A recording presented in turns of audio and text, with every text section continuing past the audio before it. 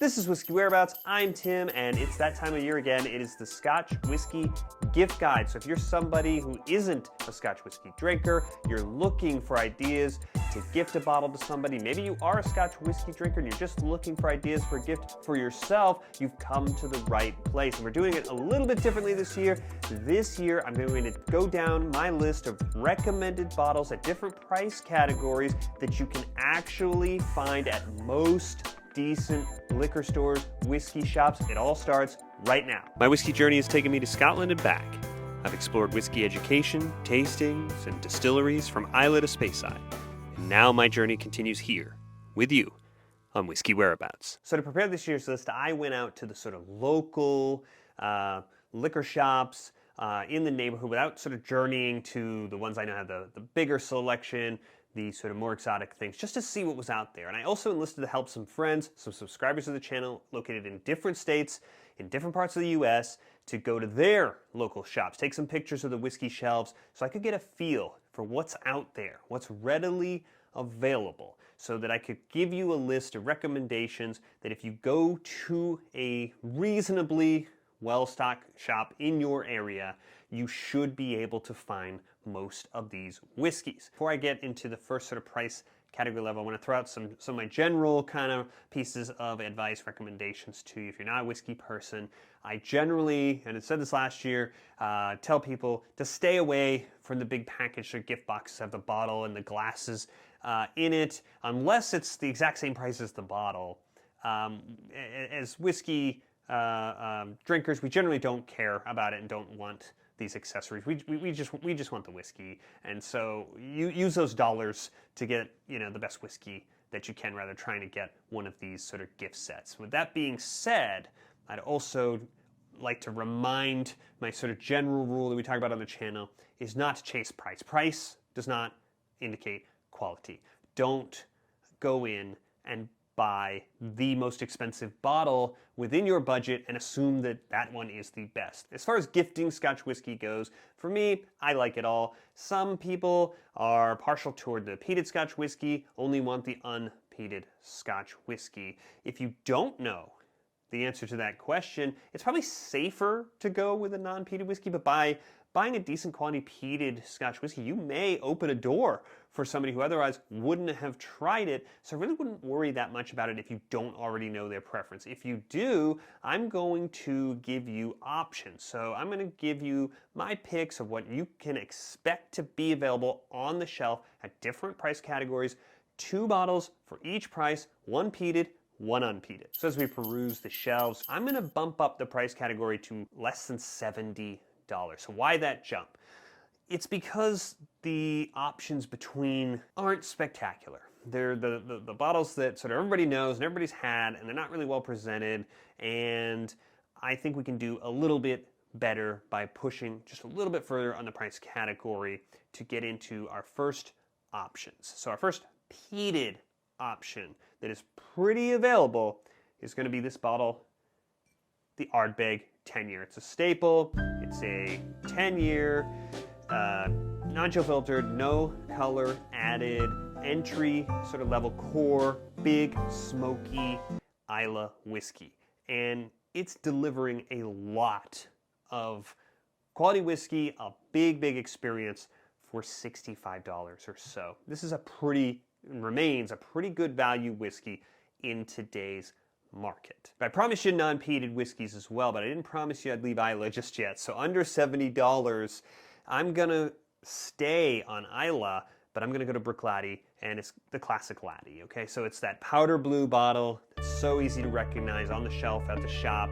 It jumps right out at us, and this is a whiskey that is not gonna cost $60. It should be available for just under $60, and you're getting 50% non-chill filtered, no color added whiskey. You're not getting an age statement, but you're getting bourbon matured. It's got some wine casks. The configuration changes. It's a pretty high return on your investment here. At this price category, this is a lot of whiskey at a 50% ABV, and it is very drinkable, neat.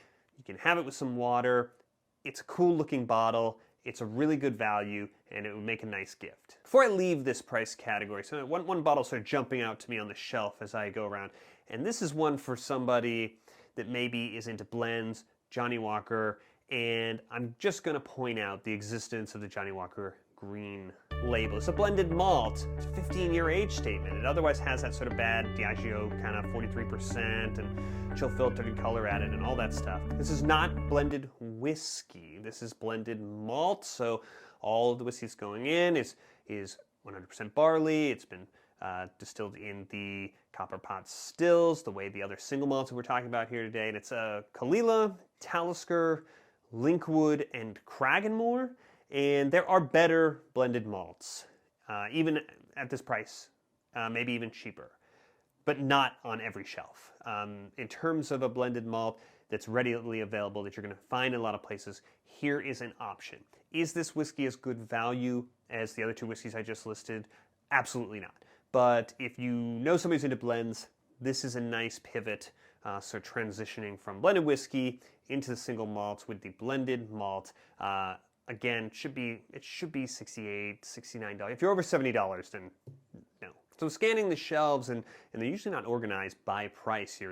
They may be organized alphabetically, maybe by regions, maybe generally by shelves, but you kind of have to scan those price tags right as you're looking around. It makes it a little harder. So it's helpful to have a target to shoot at right here. So below $80. Now, the peated option here is going to be Diageo whiskey again, but it's going to be Talisker 10-year.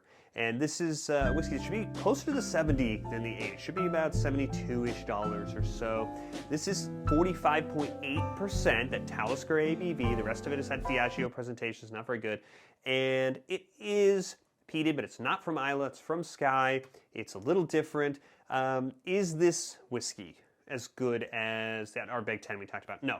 And it's not as good value either. But it is a very drinkable whiskey, especially for people like peated whiskey. I've never turned down a pour of Talisker 10-year, especially at this time of year. It's a nice whiskey. You're looking to spend in this price category. You could do worse than the Talisker 10. So non-peated. Here we have this bottle, Glenmorangie, the Quinta Ruban. It's a 14-year Glenmorangie, finished in port caps, 46% non-chill filtered. I reviewed this whiskey on the channel not too long ago. I'll put a link to it above so you can check it out if you missed it. Did pretty well, and it's a pretty good value, $72-ish for that nice age statement for a quality. This is a nice sipping whiskey, and it's another nice option, I think, with that port finish for this time of year. So less than $90, and my peated option is going to be one that is really, really available right now. Everyone who sent me pictures, everyone who went scouting in shops,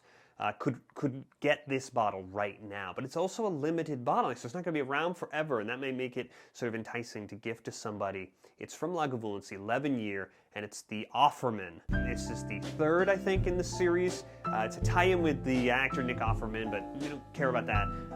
It's 11-year Lagavulin presented at 46% rather than the 43% for the 16-year. It's ex-bourbon and then rejuvenated bourbon casks. I had this not too long ago, and it's a very decent Lagavulin. It's younger, obviously, but a little bit more budget friendly than the 16-year. It's $80, and it's not going to be around forever. So this won't be on next year's list. I don't know if there'll be another one of these or how long the intervals are, but this one will sort of been cycled out likely, and it's sort of a limited thing. So that is something that makes it a little bit more special if you're trying to get somebody who's into Islay whiskey, Lagavulin, big smoky whiskeys, a nice gift. Okay, so for the non-peated whiskey in this price category, I'm looking around the shelves at all my options, and I'm not loving them. I'm not loving the value I'm getting from a lot of the different bottlings, the distilleries at below $90, and I'm sort of compelled by lack of that many options to return to Glenmorangie. I didn't set out to do this,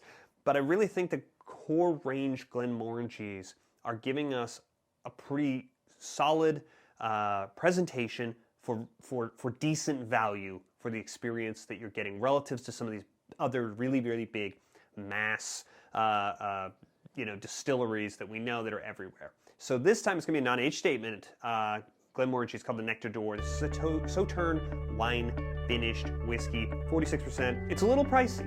It's over 85. I've seen it for about $86 or so.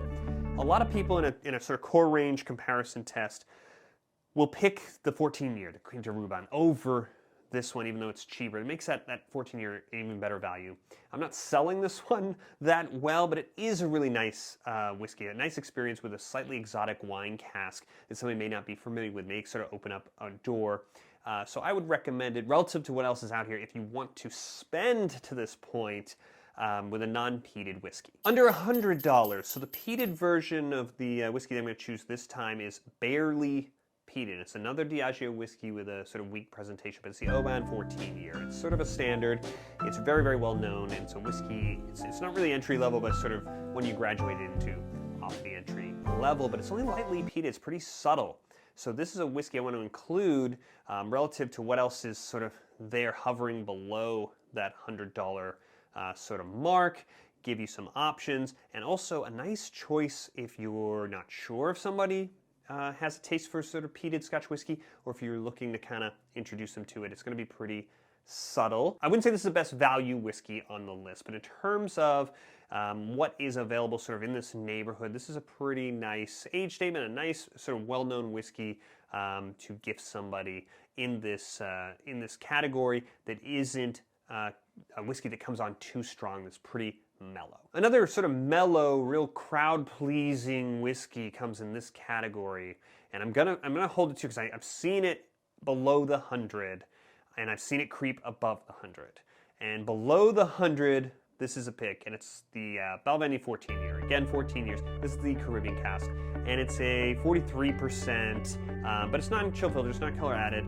It's a rum cask finish. All those Balvenies are 43%. This one is sweet. It's very, very approachable. Again, this is another whiskey where I don't go and sort of seek it out that often anymore. It's gotten a little sort of expensive, but I would never turn down sort of a pour of it. So it's a pretty nice bottle. When this thing creeps over 100, we're gonna find something else. I think it's a lot of money to pay for this whiskey, but right below that threshold, if you can still get it, that's sort of a nice non-peated pick for this price category. So now I'm gonna kind of go over 100. I'm gonna say between 100 and 120 maybe. Let's just set a little category here. And so for the peated, I'm going to go with a whiskey that I built a whole sort of video around being a little expensive, and it's the Lagavulin 16-year. It's now a whiskey that's going to cost at least $105 probably to buy in most places.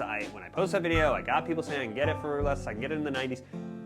You're getting pretty good value. It's not, based on my research here in multiple places, it's not reliably bought below that price threshold, and it does have that Diageo presentation at 43%. It is sort of the standard, right? It is the big campfire smoke Islay peated whiskey. If you know somebody who likes peated whiskey, likes smoky whiskey, they are never going to be disappointed if you hand them a bottle of this. I'm not going to be disappointed if somebody offers me Lagavulin 16-year. I just don't want to pay for it at its current sort of price point. But if it's a gift, it's going to be one I would expect to be very well received. And so on the non-peated side, I'm going to go with GlenDronach. It's going to be a little pricier, it's about $115, but at that price point, you should be able to get the 15-year The Revival. It's a 46% whiskey, and it's unfortunate now, but the GlenDronach, it is no color added. It doesn't say non-chill filtered anymore. This is a whole complicated thing. I just assume it is when they don't want to say it isn't. And it is a sherry matured whiskey, PX and Oloroso matured. So this is a really nice sort of Christmas season, holiday season whiskey with that sort of sherry profile. At this sort of price point, this is a pretty nice whiskey at that ABV for the non-peated choice in this category. So when we get into these higher price categories, it starts getting really unreliable. One store might have one, maybe not. Different shops might have. Some of them have sort of a glass case with the sort of higher end whiskeys in there. And that's where you're going to find like some of the whiskeys I don't kind of recommend going for, because you're just not getting the return on the value. Your Johnny Walker Blues or your Macallan 18s and these types of whiskeys. I'm going to kind of assume that if you're going to go to that price category, you're going to go to just a bigger selection from a shop if you're going to sort of spend that that level. And I hope you enjoyed this. I hope you find this list helpful. If you enjoyed this video, make sure you subscribe, hit this button right here so you don't miss any more videos. They're coming in the future. I will see you on the next one.